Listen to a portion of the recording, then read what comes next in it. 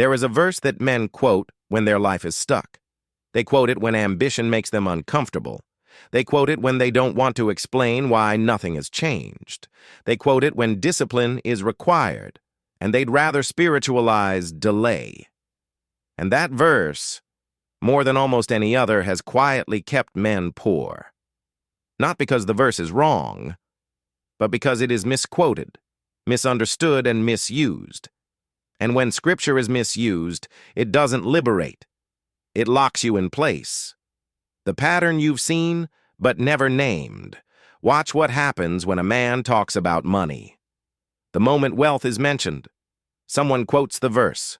The moment discipline is required, someone quotes the verse. The moment responsibility feels heavy, someone quotes the verse. And suddenly nothing has to change. That's the function.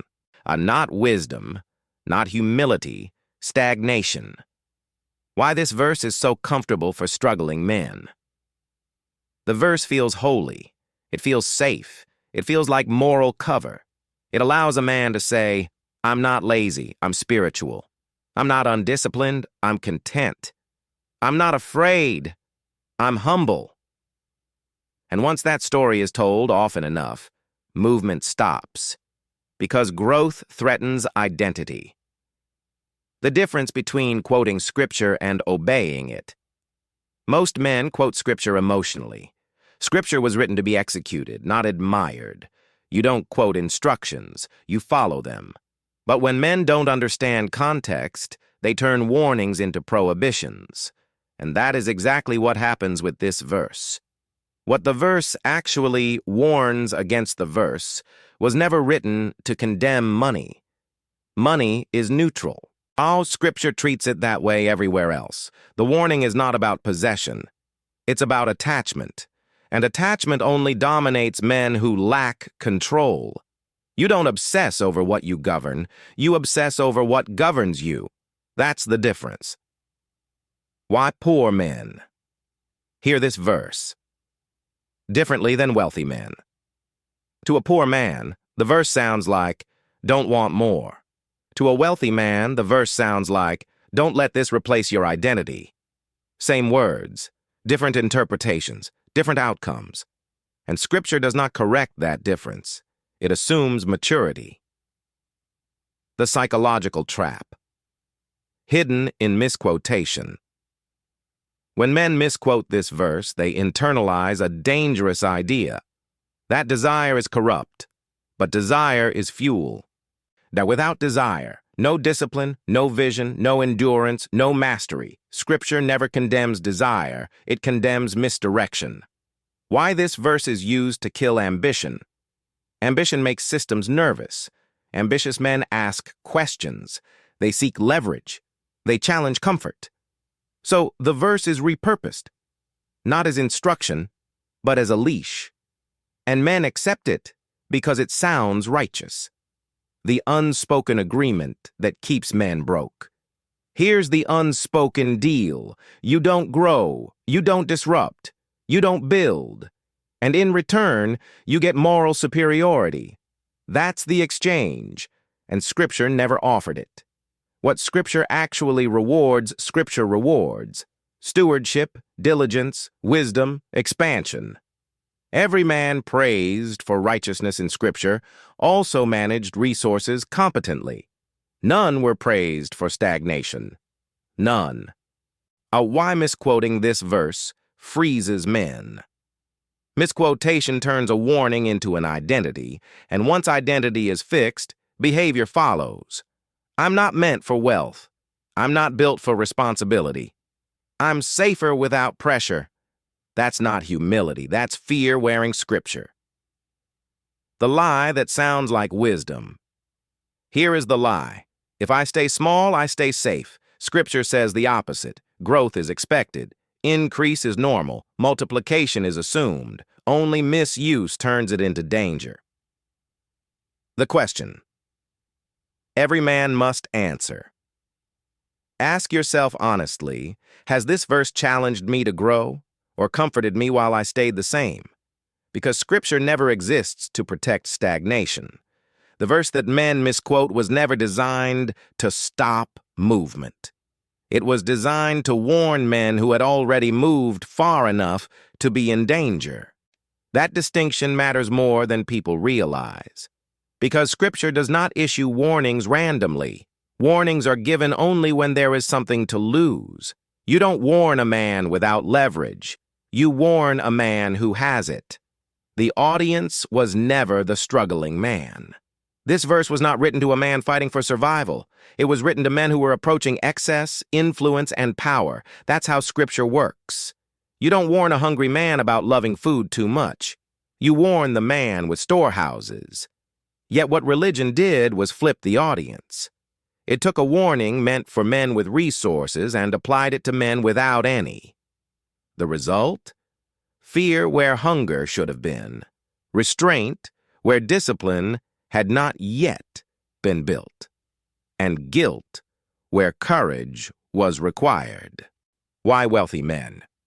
Instinctively read the verse differently. A wealthy man does not hear that verse as a prohibition. He hears it as maintenance advice, because money no longer represents survival to him. It represents a responsibility.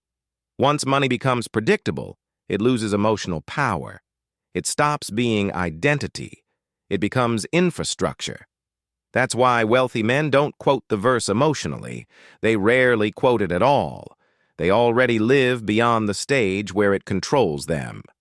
Why applying elite warnings too early is dangerous. When you give advanced warnings to unprepared men, you don't protect them, you paralyze them. The struggling man hears, "Desire is dangerous," so he suppresses ambition instead of refining it. He avoids responsibility instead of training for it, and then wonders why life never expands. Scripture never intended for warnings to be used as brakes. They are meant to be guardrails after momentum exists. The Jewish perspective on wealth clarifies everything. In Jewish wisdom, money is not moral or immoral. It is diagnostic. It reveals discipline or chaos, wisdom or foolishness, order or disorder. Money does not corrupt character. It exposes it. That is why it is never feared in Scripture, only mismanaged, which means the verse is not anti-money, it is anti-loss of self. Why? Desire was never the enemy. Desire built civilizations. Without desire, no endurance, no mastery, no discipline, no innovation. Scripture never commands men to kill desire. It commands them to train it. Untrained desire is chaos. Trained desire is power. Men stay broke when they confuse suppression with virtue. And why stagnation is quietly punished in Scripture. Scripture rarely punishes stagnation loudly. There is no thunder, no public rebuke. Instead, stagnant men become irrelevant.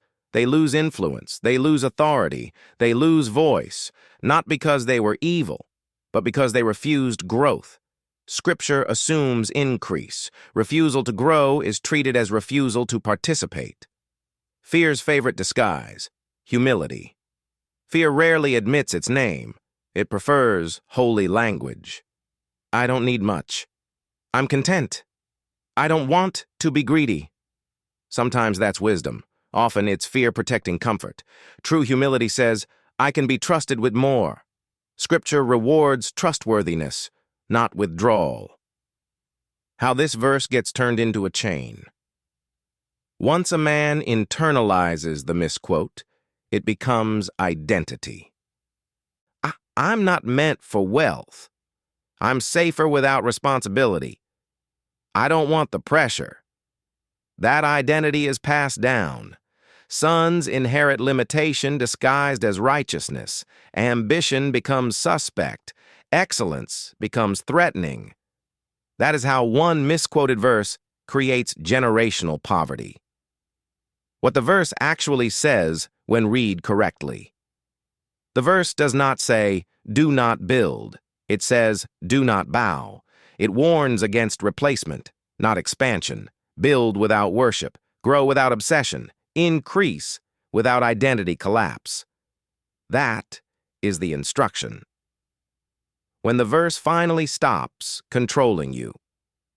There is a moment when something shifts. Money becomes boring, provision becomes stable, survival exits your thoughts. At that point, the verse sounds different. It no longer restricts you. It protects you. That's how you know you've outgrown misuse. Why men stay broke isn't the verse. It's the framing. Scripture didn't keep men poor. Bad interpretation did. When warnings are turned into ceilings, men stop climbing. When discipline is mistaken for denial, growth collapses. The verse was never the cage. The misunderstanding was. Men don't stay broke because Scripture condemns wealth. They stay broke because they were taught to fear growth instead of mastering it. The verse was never meant to stop your ascent. It was meant to keep you grounded after you rise. If this verse has ever made you smaller, it was never meant for your current position. Outgrow the misquote. Build the capacity. Then return to the verse. And for the first time, you'll hear what it was actually warning you about.